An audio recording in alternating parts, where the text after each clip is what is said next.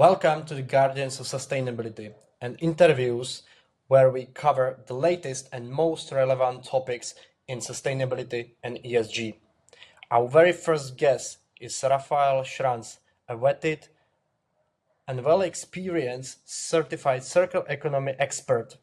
Today, we chose complex topic, Scope 3 assessment, a topic that many companies find challenging, but yet it's very crucial for their sustainability reporting. Raphael has wide experience in reverse logistic, waste management, and sustainability reporting. He has done a lot of these projects where engagement of supply chain played an important role. So he will explain to us how businesses can effectively measure, manage, and reduce these emissions in very practical way. This is an episode with a lot of advice and important insights that you don't want to miss. So let's dive in and enjoy the talk. Hello, Raphael. Welcome to Sustainable Interviews, our exciting new content channel, which is dedicated to exploring the insights and experiences of the leaders in sustainability. We are, of course, thrilled to have you here today with us, and think we are appreciating that you are taking time to join us. So how are you today? Thank you very much, Robin. Really appreciate the invitation. Feeling very good. Good day today. The European Union has approved today the nature restoration law, which is quite the big environmental regulation, probably the biggest piece of legislation on the continent to date. So I'm feeling very happy. In general, I would say, lots of stuff to do. There's not a shortage on work in the sustainability space. So feeling very good. Thank you very much. Hope you as well. Yeah, thank you for asking. So can we stop for a while with the new restoration law? What do you think about that? How it will apply to some companies? So what is your insight on that law? Yeah, I think it's as stated as a very, very big piece of legislation that actually aims to restore broken or destroyed habitats or ecosystem across the European Union, across land and sea, thereby aiming to restore 20% of the damaged land that is currently not really working anymore. And I think this was a very close call. Our ministry, or climate ministry in Austria, was very, very how do I say that? Very, it was not clear if that would be approved, but at a very close call, after a close call, it got approved. So this is a very happy thing that happened today, and I'm very happy about it as a circular economist. Maybe to give you a little bit of an introduction about myself in general. So I'm a certified circular economy specialist, working in the circular economy.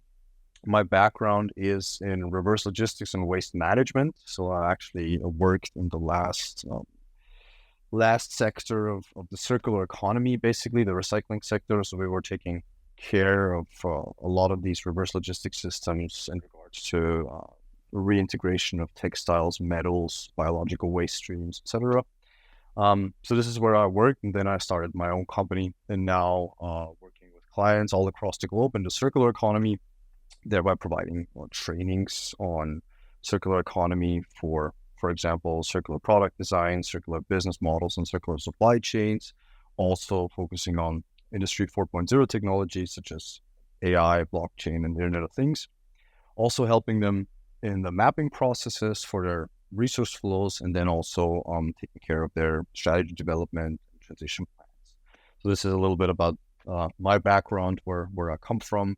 And really looking forward to the interview today. For that introduction, I already know that you are also working with the government of the Austria, since you were mentioning the ministry.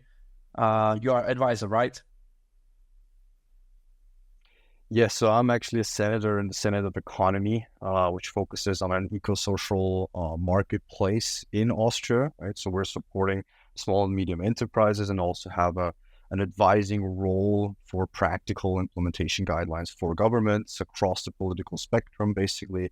not affiliated to any political party, but independently working on health, on the economy, on education, on various fields concerning the Austrian industrial landscape, let's say. I'm also working in other networks, for example, the Circular Economy Forum in Austria, and on the European level, I'm an ambassador and board member of the Finance Alliance at the European Technology Chamber, where we're focusing on new alternative payment systems based on distributed ledger technology that basically states that we're going to have a very, very fast, a very efficient, a very transparent, and a decentralized financial system. So this is also very important for the future economy, just to give you a little bit of an background and a little bit of insights about my networks It's as well. also great for our audience to have a proper introduction of yourself, because you look so young, and you have so many experiences, and you have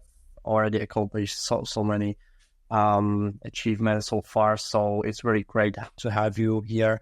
And so yeah, Raphael, let's start with the main topic today.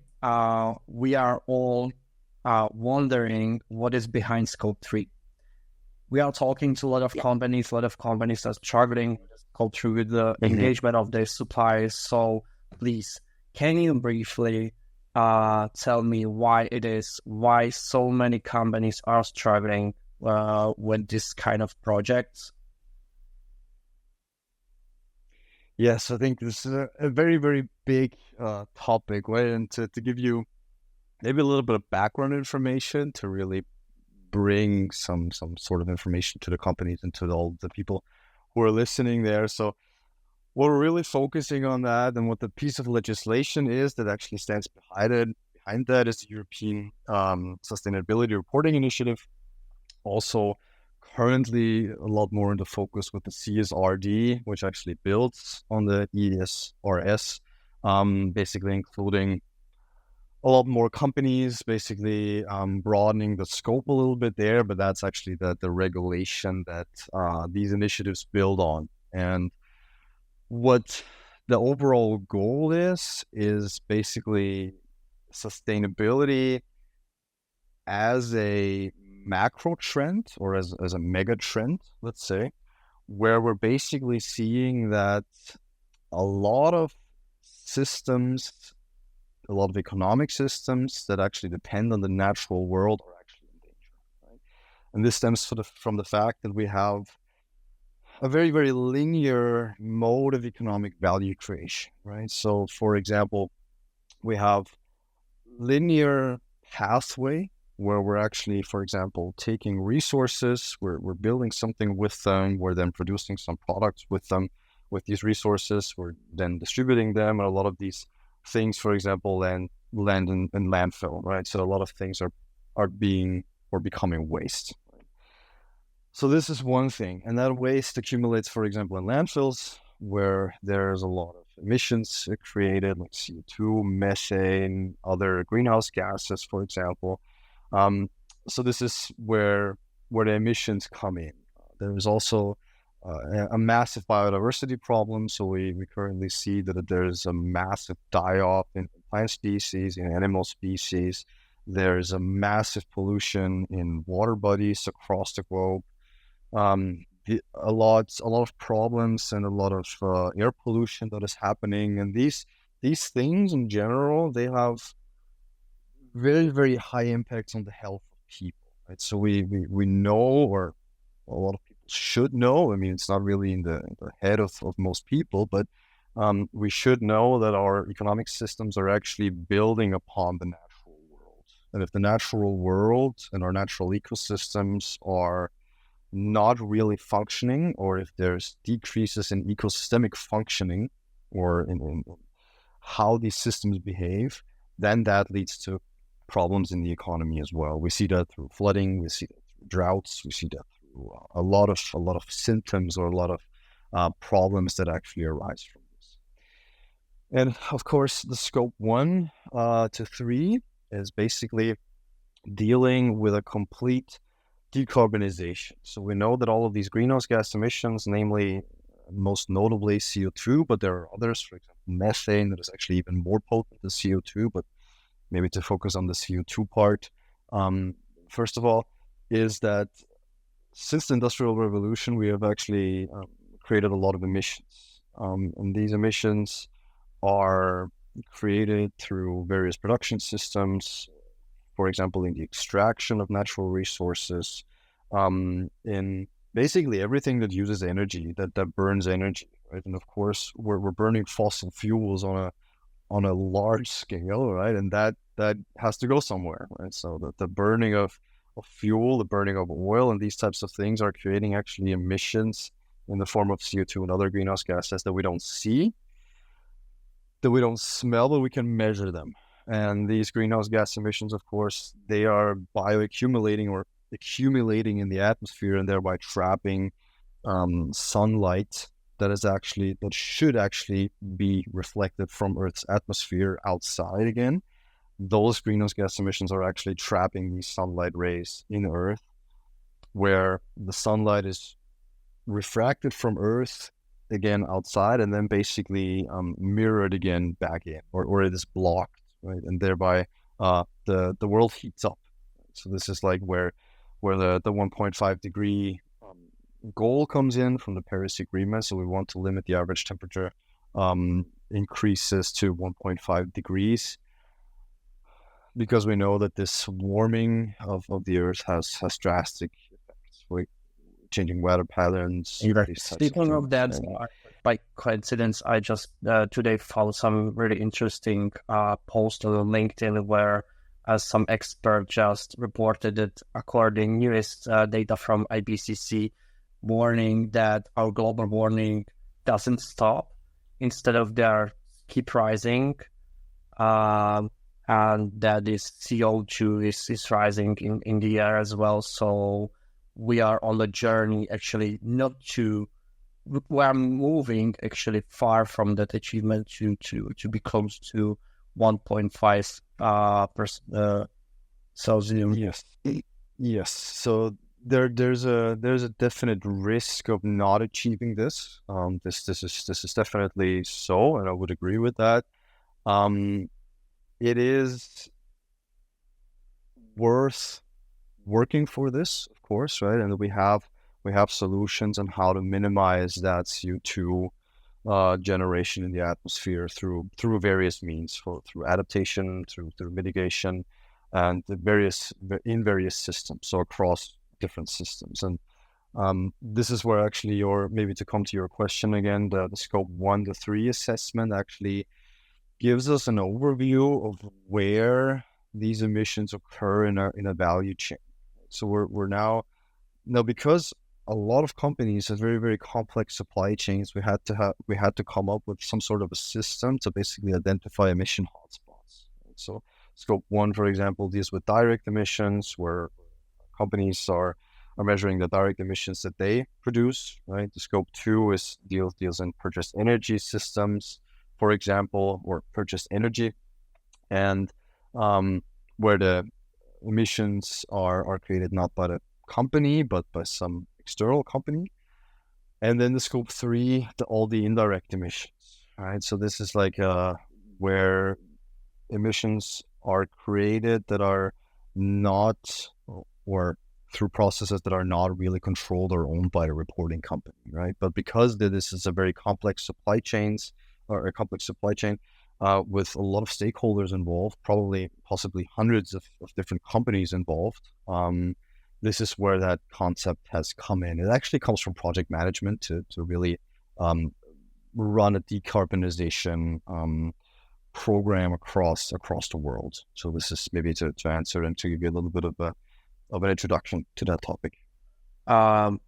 So back to my question, why it's so hard for a company to approach their scope 3? Because from our experience, we can see that a lot of companies are actually doing something, and they are actually able to do something within their scope 1 and scope 2, which is like direct and indirect emissions on their processes, which is concerning to their company directly. But a lot of those companies are avoiding maybe also their whole supply chain.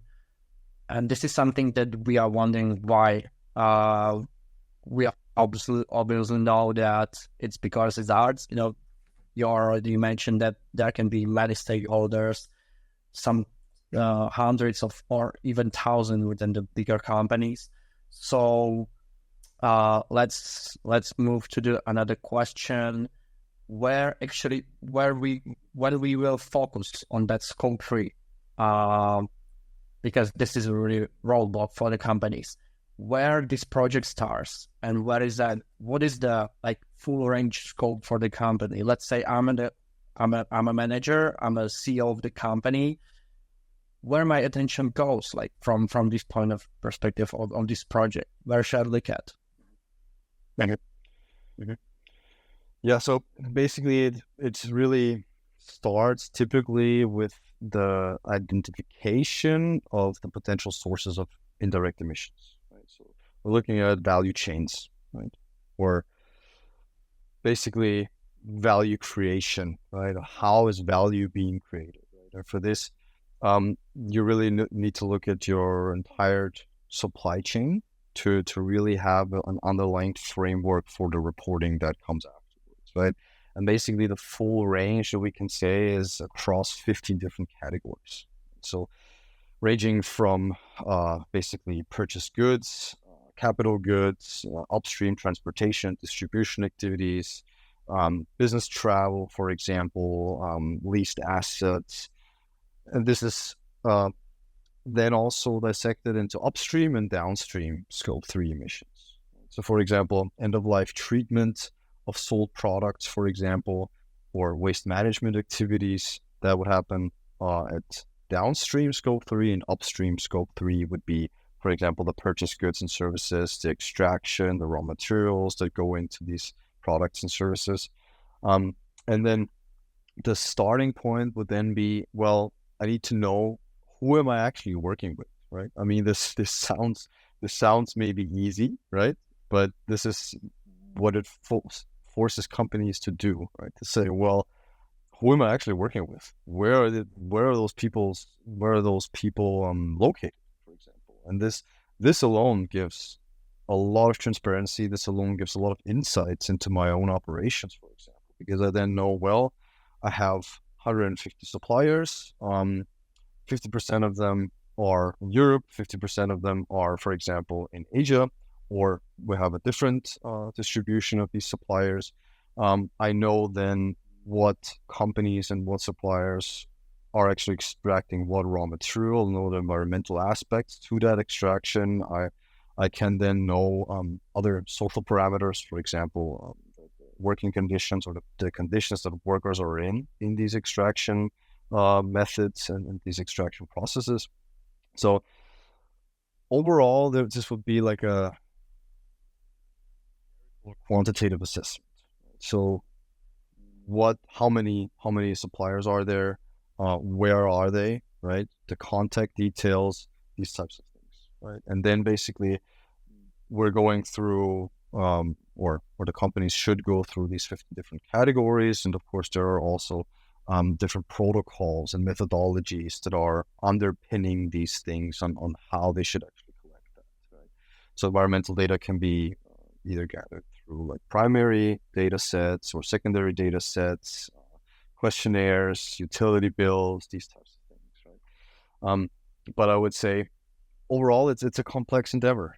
It's not to say that this is just done in 1 week or something or 1 month. This is like a transition into really safeguarding the rights of people. This is really a transition into a heightened awareness into environmental adverse effects that my company has. Right? So this is not a fast thing to do, but overall, I would say we can definitely go into more detail on this topic if you want, but just to give you a little bit of an overview on how that works. Yeah. All right. So let's be practical right now. So which exactly, or do you think that companies already know which data they should be requiring from the suppliers and partners? Because this is really wide topic, downstream, upstream partners, and through the processes. Does the companies already know what they are asking for? Well, probably not. So I have a feeling that it's a little bit overwhelming currently for a lot of companies. So data collection is really the most important thing, right? So this is like where the most energy is going into, right? What data do I need? How am I actually doing this? And I would say there are some problems associated with that, right? First of all, companies would need to know that, for example, they need to focus on certain emission factors, right? Need to focus on certain activity data, right? So activity data would be amount of materials purchased, for example, what material is purchased, for example, transportation distances, for example. So anything and any metrics that are really related to some sort of activity, right? Where you can actually then calculate the emissions that are associated with that process or activity. And then also we have energy consumption data. So that could be done through utility bills, invoices, these types of things. So probably in the kilowatt per hours, right? In that unit, then we have data on waste management, for example, kilograms of materials wasted, these different things, right? So there always needs to be a numerical value to a certain activity that we can then translate into emissions that are actually generated with a certain process. Okay. Well, So I can really imagine example would be this is really wide range of the data where I should be looking for. Can you tell me some practical, let's say, let's choose one data, like the obvious one. How should I get it, like from my supplier? Let's say I have a supplier in whatever, Vietnam, for example, is my supplier of material. And can you explain on one exact example which data I should require from him and how should I assess them? Yeah. So for example, let's take purchase goods and services, right? So for example, data on volume that you would need, right? So how much are you actually purchasing of a given good, right? That's why it's called purchase goods and services. Then also, so what material is it, right? And then you can basically have a numerical value on this, right? So kilogram of steel, liters of paint, for example, right? And then we can compare that to environmental databases because we know in these environmental databases what chemicals are in certain types of goods. We have ingredients, there we have also regulations in terms of the REACH regulation, for example, on chemicals. So we have life cycle assessments and environment data already done on various materials, let's say, and we know the emissions that are associated with that, right? So this would be one example. On transportation, for example, very practically speaking, would be distances traveled, right? So where are you located? Where are you transporting that? What is the distance between these 2 points, right? So distance traveled, and then also what is the mode of transportation, right? Because for example, a delivery via shipment and a delivery via plane or a train is something different, right? So there we have actually the fuel that is being used and the emission factors that are associated with a certain mode of transportation. Okay, so this would be two very practical examples on how we're doing this. Okay. All right. Perfect. How should companies approach their suppliers? How to engage them? Because getting those data from the one supplier can be challenging, but can be done from my point of view. But imagine that you have hundreds of suppliers. How should I approach them to get these data to my spreadsheet or to my system?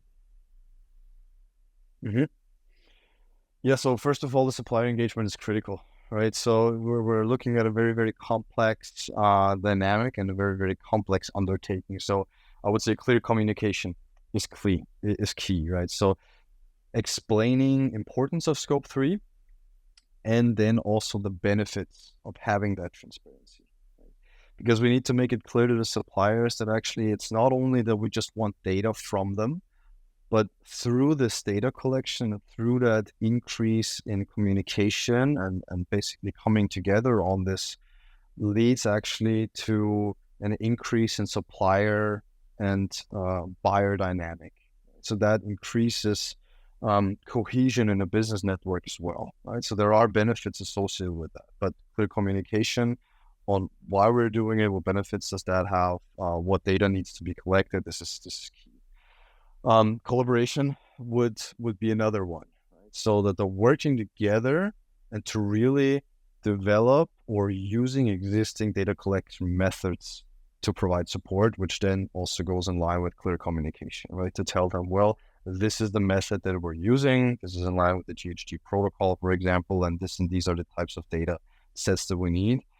Although, of course, one needs to be careful to not overwhelm the suppliers, right? So because if you're sending them all of the regulatory texts, for example, all the different scope 3 calculation methods and these types of things, they probably will be a little bit overwhelmed.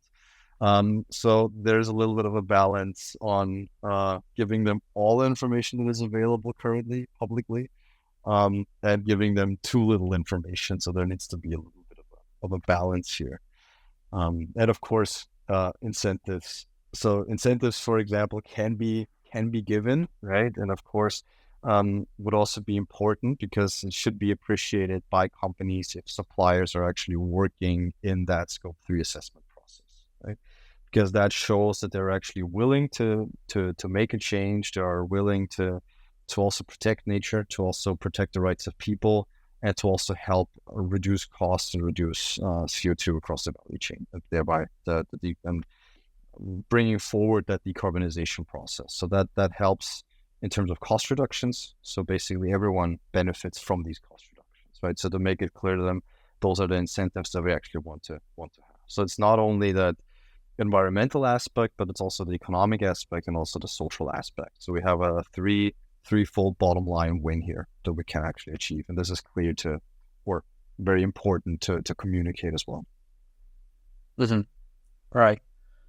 Yeah, the simplicity of the topic is really quite challenging because this is really wide, and even here in let's say in Europe, where all those regulations and all those laws are popping up, and we can actually understand some of them more or less, but to explain the topic and engage your suppliers mainly from outside of Europe, that's quite challenging because they don't know about those stuffs, and they are not even getting the data for their own processes. So the key is simplify those things for them and start talking to them. This is something that companies right now may be underestimating because they are talking with them about the business,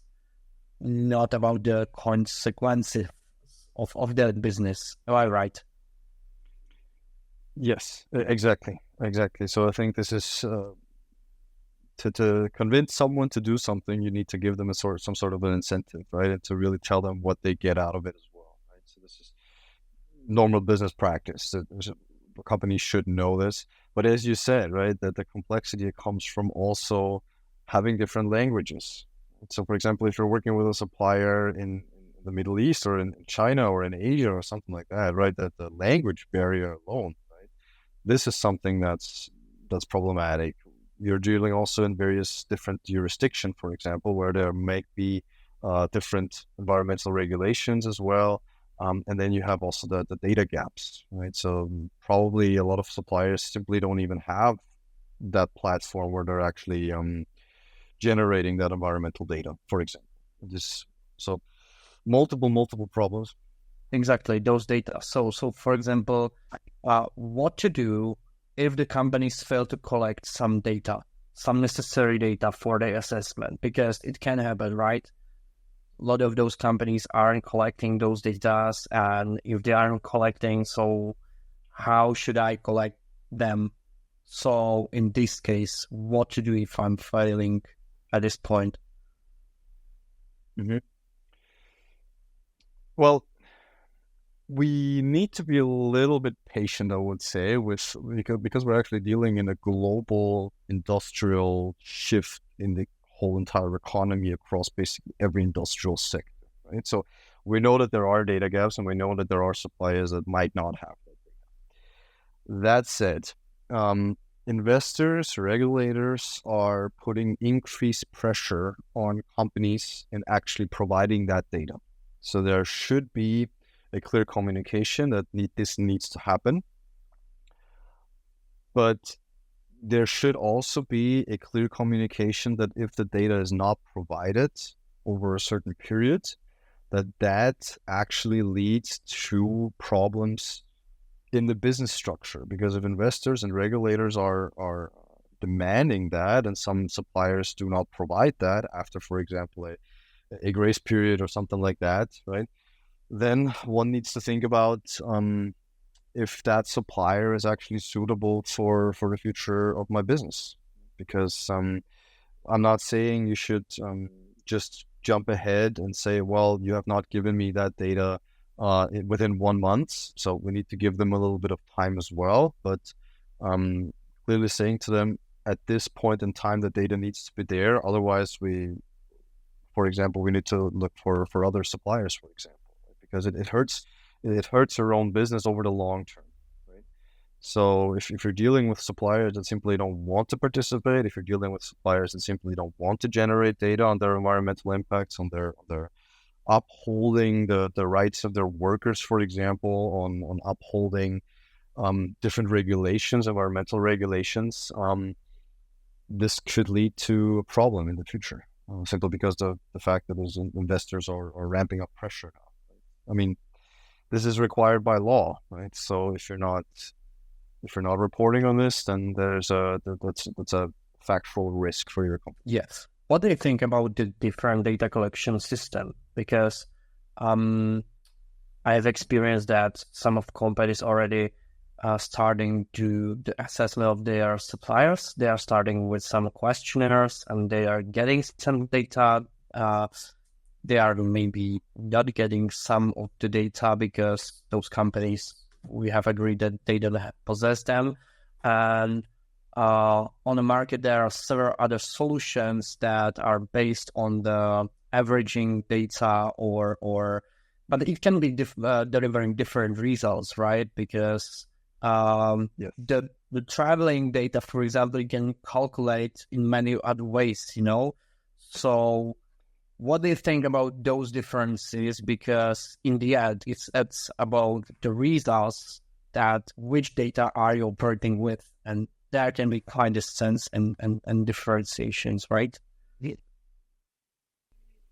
Yes, exactly. I think you mentioned a great point there. I think that the method of calculating various aspects across a category in the scope 3 assessment, for example, differs from platform to platform, right? And possibly there is a problem in actually knowing what method they are actually using in their platform. Because if they would give out the method on how they would calculate it,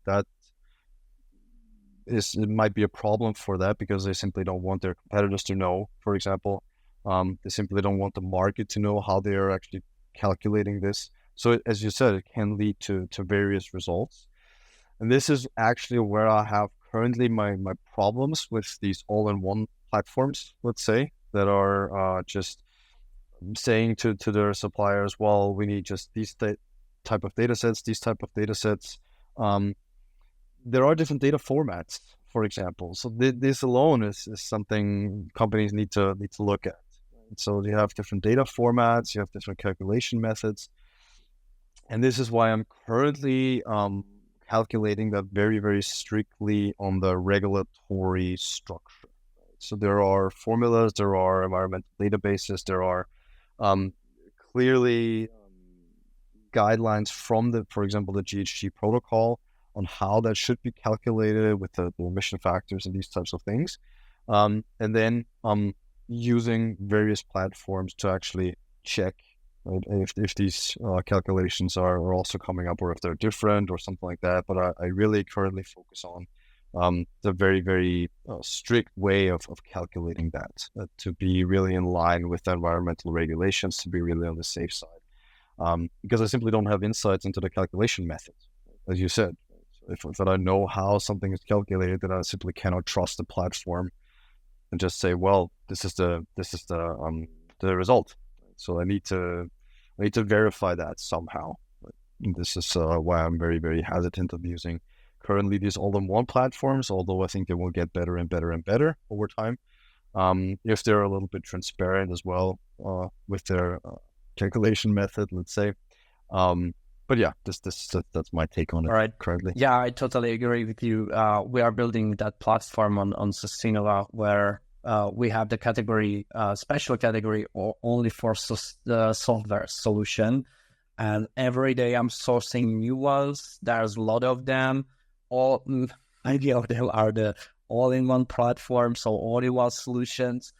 But I agree with you that those methodologies are also always hidden, and many companies doesn't want to provide them. So my fear from this point of view is the same, because I would like to know which kind of data am I getting, and from some perspective of some softwares that we have been talking with the founders, with the people behind, we have experienced that some of those systems are relying on the averaging data, and some, they are not working with a specific, or on the opposite, there are some softwares that is like only the platform where you have to enter your own data. But the problem can be that me as a business, I don't have the data, and I don't know how to get them done to be filled in the softwares, right? So exactly, yeah. From my perspective, from my point of view as a business owner, for example, how should I decide? Because right now I want to start a project with engaging the suppliers and getting the data from them. Should I hire you as a individual consultant, or should I trust to some the solution? And maybe in some part of the way, this can be really beneficial, right? This solution can really help me with the calculation, but how should I, decide which way to choose? Yeah, so I would say if you don't have a department to actually dealing with that kind of stuff, and you don't have really sustainability experts and circular economy specialists that are really dealing in that stuff, I would not do it yourself. This is why there are a lot of people where you can outsource that process, but it's always good to have a verifiability in your data sets, right? So for example, if I'm getting an invoice from a third party, for example, right? And that third party, for example, is a state company or a state-owned company, for example, for electricity consumption or something like that, right? Then I have a numerical, quantifiable value that I can trust to a certain percent, right? Because I can assume that a state-owned, multi-billion-dollar company that deals in energy supply for a given company or for a given supplier is not lying on their invoices, right? I mean, there is a possibility that they are lying, right? But it's a little bit more unlikely. They're probably stating the truth, right? Otherwise, we're just talking about multi-billion-dollar fraud, right? But I mean, there is a risk that is happening, right? But I would say there's always a third-party verifiability aspect to this, right? If you're getting a data set from a supplier, I don't know from where, and they are saying, well, we have used 1,000 or 1 ton kilogram of steel, right, for these operations. Well, everyone can say that. Right? And this is actually where the sustainability specialists and circular economy specialists and people who have dealt in that field a very long time, have worked in waste management, have worked in these fields, know how much lying there is actually. Right, so this is a very important thing to know, and to also, this is where the greenwashing aspect comes in. This is where the European Union also says, well, you cannot put sustainable on your products anymore because everyone is saying that now, right? Um, this is definitely what needs to be stated and what needs to be articulated to business owners, right? That there is a clear risks and clear, how do I say that, clear need of actually verifying these data sets. And this is why personal meetings are important. This is why, for example, auditing is important. This is why, for example, visiting your suppliers in these given regions is important. As a business owner, if I have a small or medium enterprise, maybe I use the time that I have in the summer and fly there, or I don't know, let them show me via virtual call, for example, how those operations look. I don't have to fly there, but then I would see how it looks there, for example, right? Some verification needs to happen, of course. Of course, the degree of verification, the granularity of verification is subject to the business owner. This is also subject to costs, I would say, because there's a cost prohibitive element to visit 170 suppliers, of course, as a business owner. Not mentioning the carbon footprint behind you, right? I'm sorry, what? Not mentioning the carbon footprint of those travelings to your suppliers. Exactly. Yeah. So if you're going by train, right, that takes even more time, right? If you're going by plane, that increases your carbon footprint for a short period. So, yeah, this is something that needs to happen. But I think through the regulations, it will get better and better and better. It will show various suppliers that are actually doing greenwashing. There's the internet where you can research a lot of things about various suppliers, a lot of platforms that have dealt, for example, with these suppliers that actually came to the conclusion that they're not trustworthy and different things. So you have secondary data sets that you can then use and come to a conclusion. I think with everything, you cannot be 100% sure, but you can get to a very high percentage of actually making sure that these data sets. All right. Thank you. In your work, in your experience on your project, are you using some of the tools or are working? You were mentioning that you are verifying and auditing some data from the reliable sources and databases, but I mean, from the, let's say, calculation perspective, are you using some trustworthy, well-established tools that you are also using in your projects?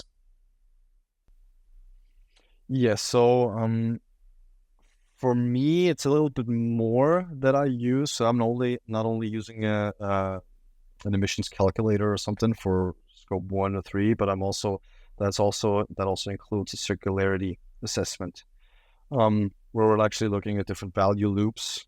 For example, for water, material, energy, renewable energy, reintegration rates or circularity rates, and then also basically how much emissions these things are creating, also the materials that are being used, and this platform that I use. I don't want to make ads on that interview, but these tools that I use that are actually created by some of the leading consultancy agencies like PwC, Deloitte, multi-billion-dollar companies like Shell, different banks, various companies in multiple sectors, right? So that are actually dealing in these in the creation of these platforms, and they have a mathematical modeling that is open source. So I can go ahead and then basically verify how they're actually calculating these emissions, how they're actually calculating the circularity rate of a given product or of a given energy system or water system. So that math is available. And so I can check how they are doing that. Also was in contact with the inventor of that platform and basically talked to him and what his insights are and where does he come from. And so this is where I have an increased trust because I know what companies are involved. The UN was involved in that. Again, Deloitte, PwC, and these types of companies. So that leads to increased trust. Those platforms and those tools can be used by the company itself, or is it need to go through some consultants and experts like you? That can be used by the company itself, although the company probably might need some help in how to use that platform and what all of these different metrics mean. So, for example, the circularity rate, right?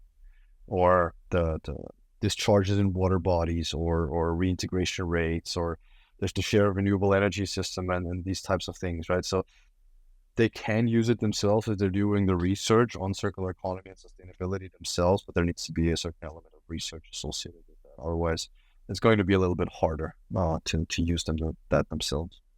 But I can show you definitely that platform. All right.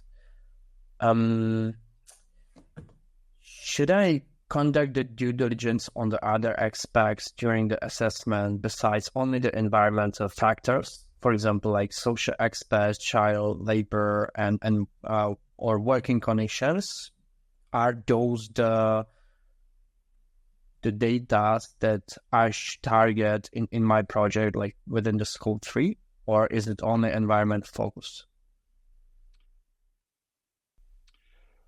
Well, it's about the emissions, right? So that's actually the thing that is currently a lot of people think that this is where the work is, right? I mean, the work has not even started after scope 3, right? I mean, this is like only emissions that we're talking about, right?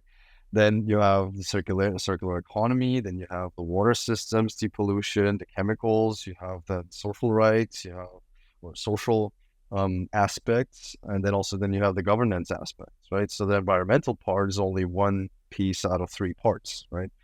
And also the CSRD then focuses on, again, social aspects, governance aspects, and these types of things. And then you have various metrics on what you need to report on that as well, right? So I think people are overwhelmed now with scope 1 to 3, but unfortunately, I have to tell a lot of people that there's a lot more coming, right? So this is a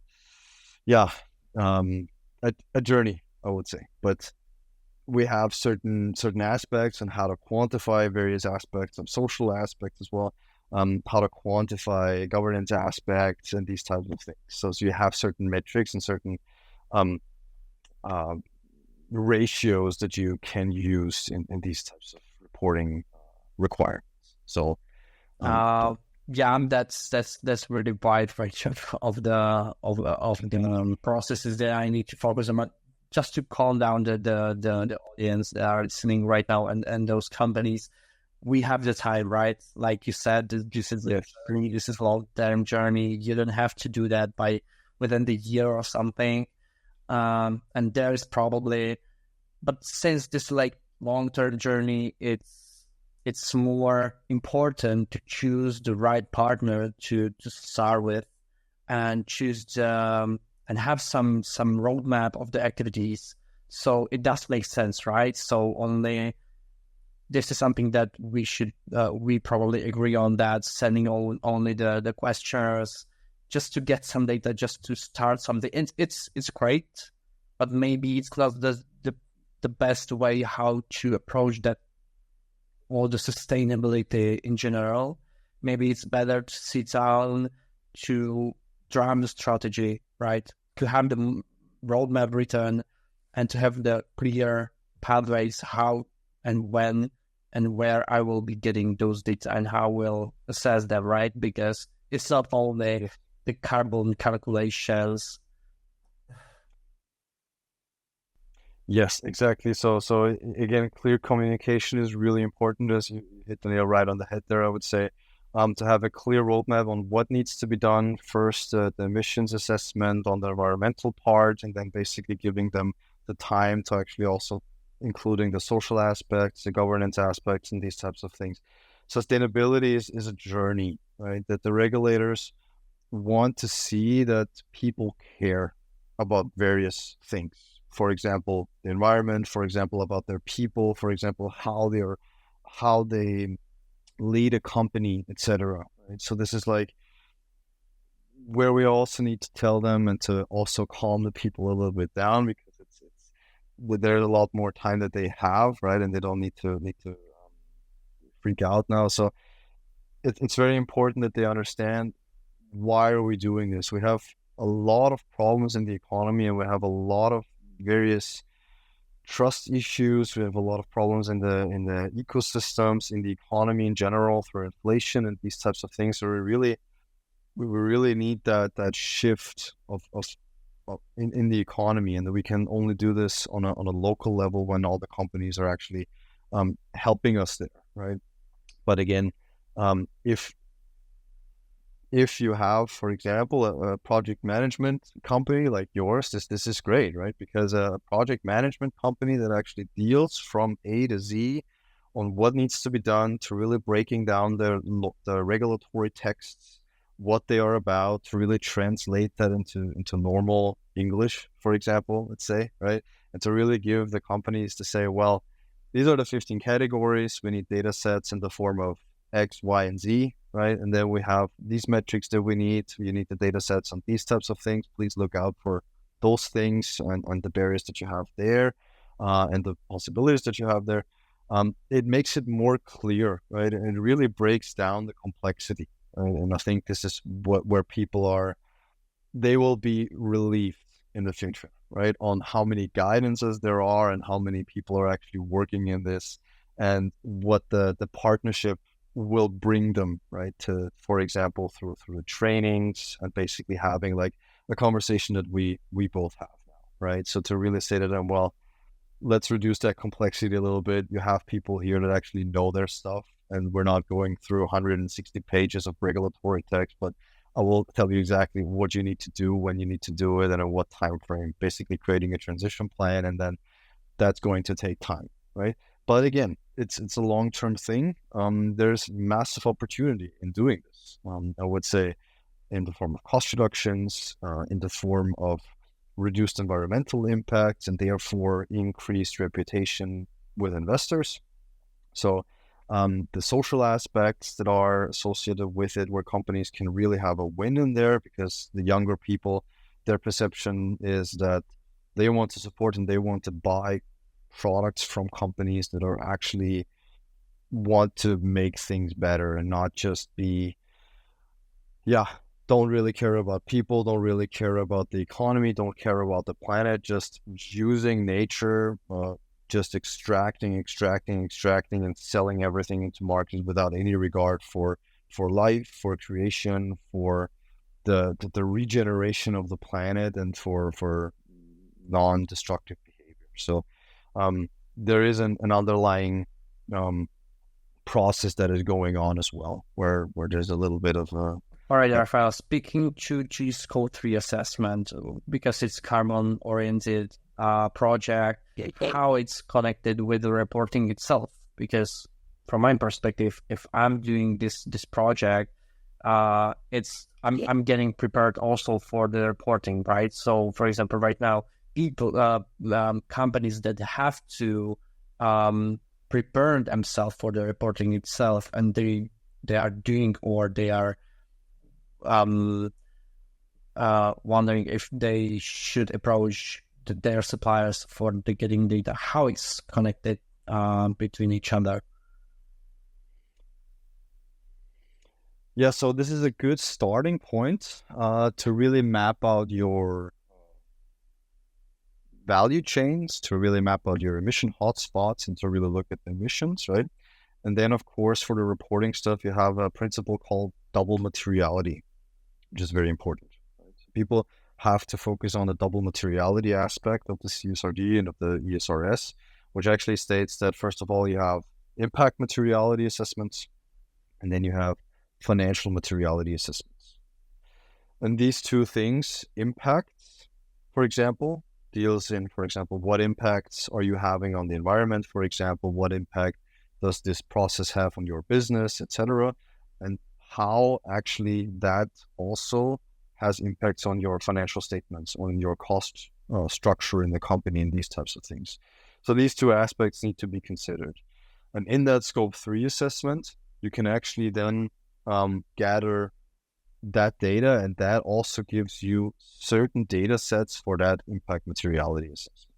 So when you know what processes, for example, are occurring upstream in the extraction process of your raw materials for your goods and services, for example, then you know that that can actually be included into your impact assessment or impact materiality assessment, right? So what impacts does that have on, for example, biodiversity? What impacts does that have on emissions, on, for example, water pollution, and these types of things? So that helps you in that it is a starting point and it helps you basically for your overall reporting. But the reporting that there are a little bit of various other data sets that you need to include then into your reporting. That the scope 1 to 3 emission associates, that the emission assessment is focusing on the environmental aspects of this, right? So there are additional things that one needs to do, but again, these things are very clearly defined in the regulatory texts from the European Union, and this is where just a translation needs to happen on to say, well, you have a good structure now. You have started your journey, your decarbonization journey, your ESG journey. This is the scope 1 to 3. And then basically now we're going into the reporting, basically. And for this, you would need additional data sets like that A, B, and C. So this is, it's just a translation thing. The texts are clearly defined. The regulations are very clearly defined. And I would say, the reporting comes then afterwards, but the scope 1 to 3 assessment is a good starting point, and it gives you a lot. And it gives you a lot of transparency. Yep. All right. That's good to know.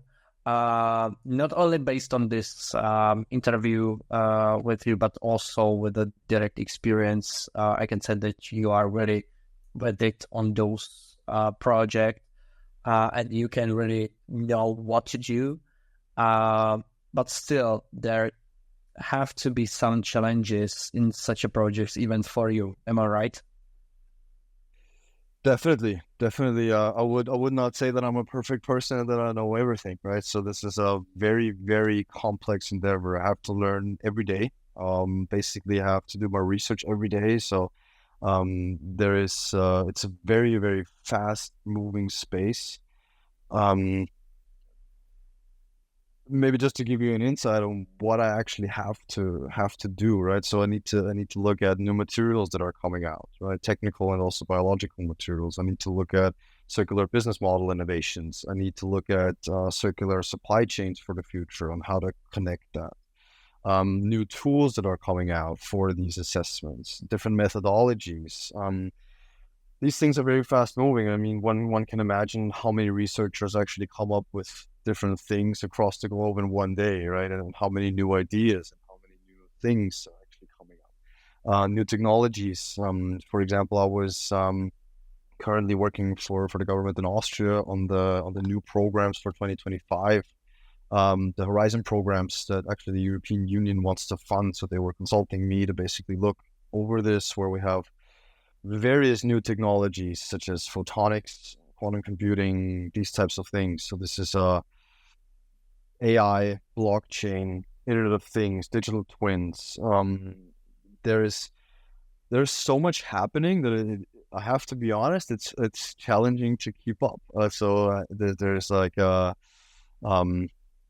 couple of hours every day, of course, to do research, to basically always learning new things. And I think this is a very important thing for sustainability specialists in general and circular economy specialists. You simply cannot stop learning. This is like an approach that you need to have. If you think you know it all, pretty much lost the game. Right? So this is a very, very important thing. So lifelong learning, very important for the future. 100% agree. I can underline that. But yeah, it's also important to say that those companies doesn't need to freaking out because all those things, because there are some people that can actually help them who are doing their homework already, and they can help them with this topic. And nobody is perfect, like you said. So it's better to start somewhere, somehow, instead of doing nothing, right? Because exactly. Is exactly the point. I can do something wrong, but it's better to do something that's doing nothing, right? Exactly. I mean, everything that you start anew, you'll definitely have some flaws. And as stated, there is no perfect data set across an entire value chain spanning multiple jurisdictions, right? So there are problems, of course. There are data gaps. It's just what you do with it, right? Some people are frustrated by it and are going into negative spiral downwards, and other people say, well, hey, there's a problem, how do we solve this, right? So to have a productive and positive attitude on things. And as you said, to really break down the complexity. So if people know, or if people need some sort of initial meeting of 1 or 2 hours, or some sort of a short training to really go through with them through all of these different topics on what they would need to do in the future, this is definitely possible. So I think that there are so many topics that it's important for companies to maybe know, well, where are we going anyway? So what is coming there for the future, and to really give them the picture of, well, the scope 1 to 3 assessment, the social aspects, the environmental aspects, economic aspects. That's definitely possible, and this is what we can also offer everyone who is listening. So there's definitely a possibility of actually receiving education. So education is a very, very, very big part in all of this. People, they have so many questions, and to really answer all of these questions to their satisfaction is a very very important thing as well. Yeah, so that's was something I was gonna ask you about. If me as a person from the business, from the company, I want to start with this project by my own, if I can approach you only for some parts, or even the starting baseline, or to approach you to give me proper introduction to set up with me, actually not for me, but with me, the roadmaps, and to assure me how to getting those data, because some of those companies want to learning to engage their suppliers, and this is right pathway, right? Exactly. Yeah. So just reaching out, basically sitting together and having a conversation on what needs to be done, how to structure this, and then basically moving ahead with very, very clear KPIs, what needs to happen when, how long these different processes take, what you can expect in terms of timeframes overall. Yeah, and also additional information on, for example, what is actually sustainability, right? So where does it really come from, right? To give people a little bit of a background, because I'm actually in my trainings, I often go back in history to the year 1772, right? Basically explaining to them that that's where sustainability actually started. It's actually an agricultural concept, basically, and saying, well, this is what sustainability really means. And then most of the people are saying, what? It just makes click to them, because they hear that word, but not a lot of people can really actually define that. And this is where the definitions and the terms are very important now, because there are multiple definitions and that terms in regards to sustainability. This is very important. And also we have now the ISO standardization on circular economy principles, terms and definitions, and these types of things, definitions on value networks, definitions on ecosystemic analysis, and these types. So the ISO standards are already also there for the circular economy. They have come out a couple of days ago. So yeah, everything is available. It's just the company owners and the CEOs just need to reach out and basically say, I want to learn a little bit more about that. And after 1 or 2 hours, a lot of things will be solved for them. So that this drastically lowers their chaos that they might have inside, or their that was the worries perfect words for my final question. What should be the first step for the companies in order to get of this scope 3 assessment chaos, or sustainability assessment chaos in general? What should be the first step?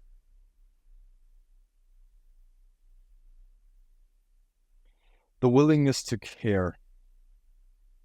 That's a fundamental underlying principle that people need to have in their minds. If they don't care about environmental parameters, or if they don't care about anything other than their bottom line or how much money they're making with their products, they won't do it. You need to have some sort of an internal decision to actually focus on things that are a little bit greater than your company, or a little bit are worth considering, let's say. Right? But I mean, we're all in this together, right? And there needs to be a certain sense of we are responsible. We are people on this planet that need to take care of our planet and take care of our resources, right? We need to be stewards of creation. This is literally what we're talking about here. This is the underlying fundamental principle of caring. We're here to protect creation. We're here to protect life in general. This is not that we actually want to destroy things, but we actually want to protect life in that regard, because we see the problems and we see the destruction in various aspects of the globe. And I would say this is a very important internal thing that everyone needs to have for themselves. So the ability and the willingness to care about others and to care about the animal kingdom, the plant kingdom, and these types of ecosystems. So caring is a very, very big Perfect. part. Literally perfect ending, Raphael. It was really great to have you here. Thank you for your sharing your experience. Thank you for a lot of insights from your work. I really enjoyed that conversation. I believe that it was really valuable also to our audience, to many companies that are addressing this topic these days. And for you guys, we have a Raphael who is really vetted experts on not only on this topic. So you can really feel that from this interview as well. So feel free to reach him out. Also on our platform available in the category of the experts. Raphael, thank you again for your time. And hopefully we'll stay in contact for additional content. It's always great to talk to. Definitely. Thank you also very much for that great interview. Really appreciated the invitation, and also really appreciate your work there. Thank you. You're doing a great job, very professional. So keep up the great work at Sustainova, and really, really happy to be a part of this and to really driving this forward. So thank you very much to everyone's involved, and to also to the people in the background and to your team who have made this possible, the interview. So thank you also. Thank you very much. Have a great day. Thank you. You too as well. Bye-bye.